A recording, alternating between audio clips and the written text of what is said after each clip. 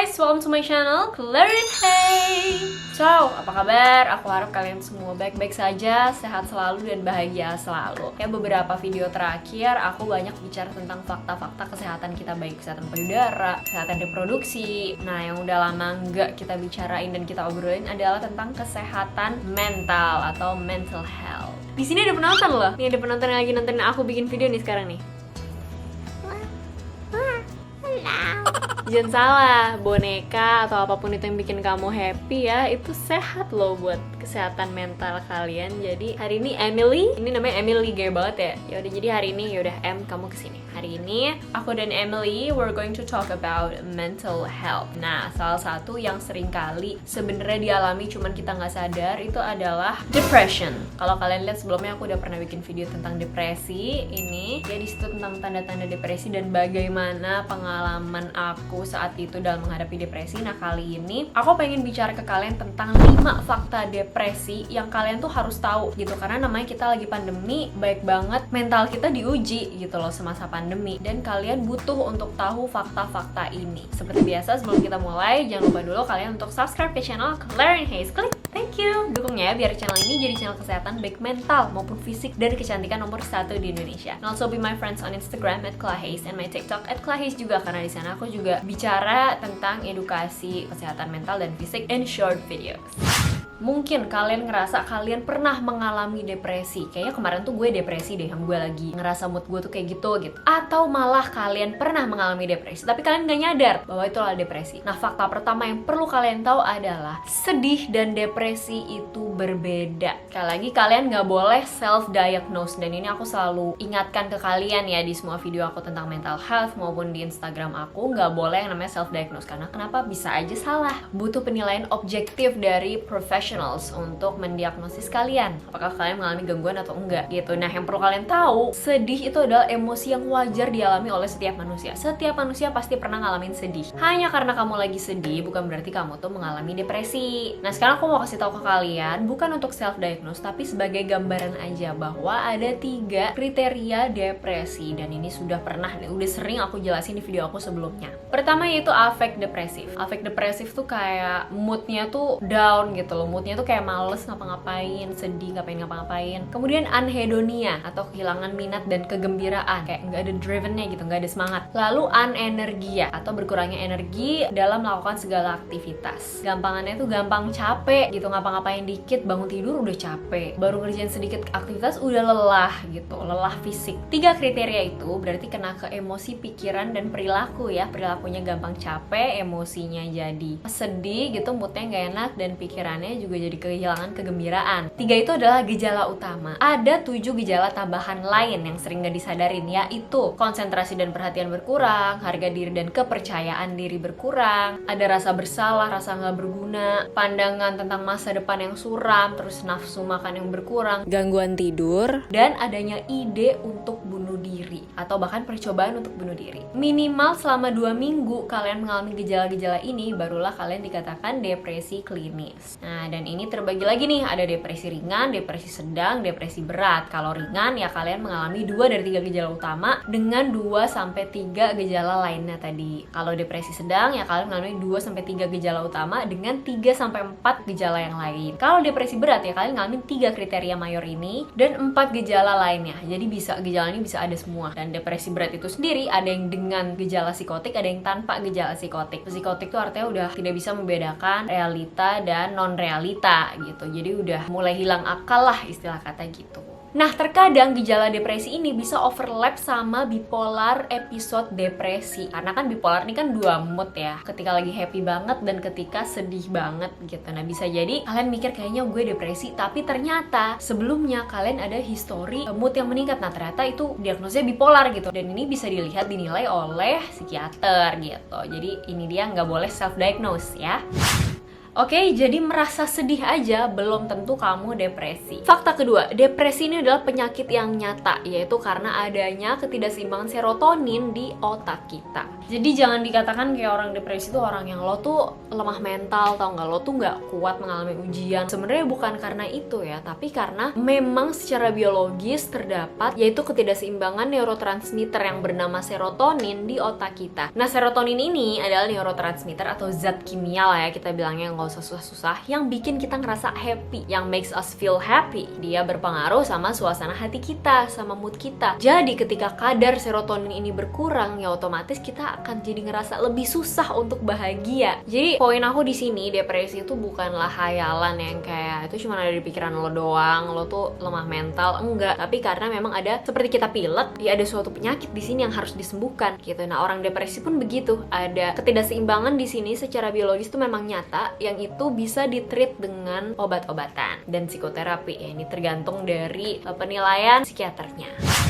Dan fakta ketiga, ini penting banget, depresi ini nggak boleh disepelekan ya guys. Buat kalian yang punya teman atau anggota keluarga yang sudah didiagnosis dengan depresi oleh psikiater ya, ini nggak boleh disepelein. Please, they need help gitu. Dalam arti, keputusan tentang treatment apa yang sebaiknya dilakukan, apakah itu obat-obatan langsung atau psikoterapi dulu atau mungkin gabungan keduanya, ini bergantung dari penilaian si professionals itu tadi ya, let's say in this case psychiatrist gitu ya, oleh psikiaternya. Jadi nggak bisa kita mutusin sendiri gitu, kayaknya tante aku atau om aku nggak butuh itu deh, kayaknya nanti dulu deh. Nah, itu jangan gitu. Kenapa? Karena ya itu tadi, salah satu ciri depresi kan ada ide atau gagasan untuk bunuh diri. Disinilah bahayanya. Begitu ada ide untuk bunuh diri, ini sudah warning sign banget, karena pikiran ini akan makin lama makin gede, mendorong dia untuk ke tahap selanjutnya, yaitu percobaan bunuh diri. Nah, percobaan ini mungkin gak sekali dua kali, mungkin berkali-kali. Kalau ini didiemin dan kita nggak aware dan udah tahu, bahkan lebih parah lagi kalau kita udah tahu dia depresi tapi kita diemin aja, ya bisa beneran sampai berujung kematian gitu. Bagaimana kalau percobaan bunuh dirinya berhasil? Bagaimana kalau dia sebenarnya udah meminta pertolongan tapi kitanya aja yang nggak peka, kitanya aja yang nggak tahu? Dan faktanya 1 dari 6 orang itu pernah mengalami depresi di salah satu titik di sepanjang hidup dia. And that's why kita nggak pernah tahu orang yang kita papasan atau kita lewati atau kita kenal saat ini sedang dalam kondisi depresi atau enggak, karena nggak semuanya akan bisa ngomong gitu.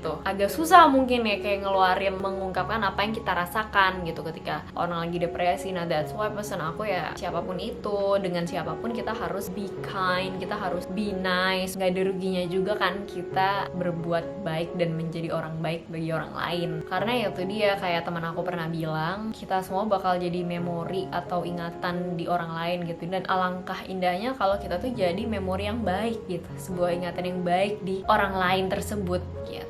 Jadi ya itu aja sih intinya, be kind.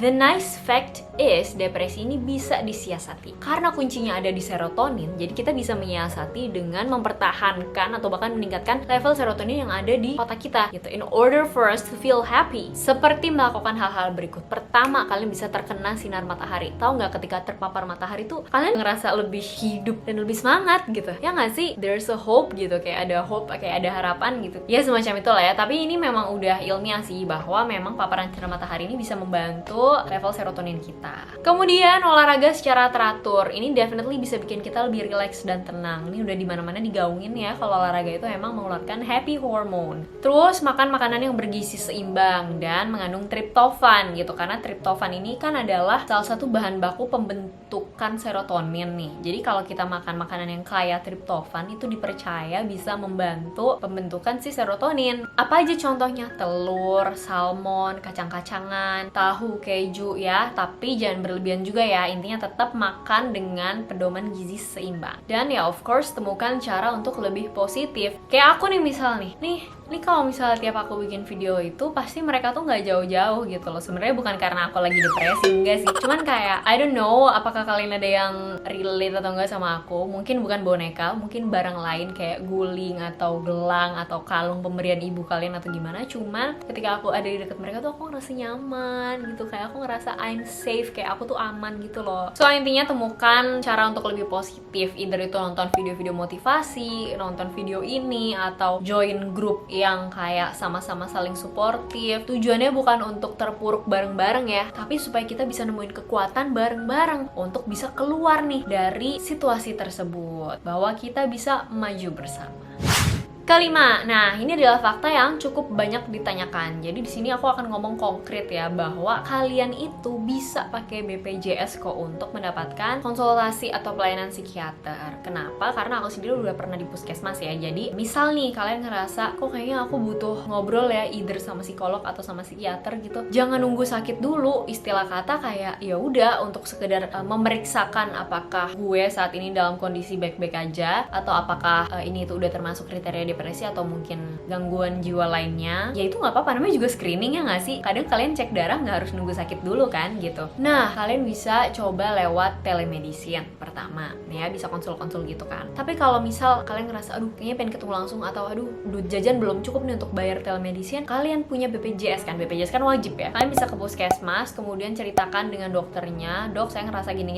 Kalau menurut penilaian dokternya oke, kayaknya kamu butuh dirujuk dan memang kamu butuh bicara dengan psikiater, kamu akan dirujuk. Tapi sekali lagi ini bukan suatu absolut atau kepastian ya, maksudnya ya tergantung dari penilaian dokter puskesmasnya saat itu. Misal aku ngerasa kayaknya kamu lagi butuh dukungan keluarga aja deh gitu, kayaknya kamu belum masuk kriteria yang perlu dirujuk, ya nggak akan dikasih gitu. Jadi intinya coba dulu aja. Ini ada salah satu alternatif solusi dari aku gitu, bahwa kalian bisa sebenarnya pakai BPJS. Sering kok ada yang gangguan cemas segala macam dan itu dapat pengobatan rutin gitu. Dan justru orang kebanyakan pakai BPJS kalau untuk penyakit-penyakit kejiwaan gitu, karena obatnya mahal.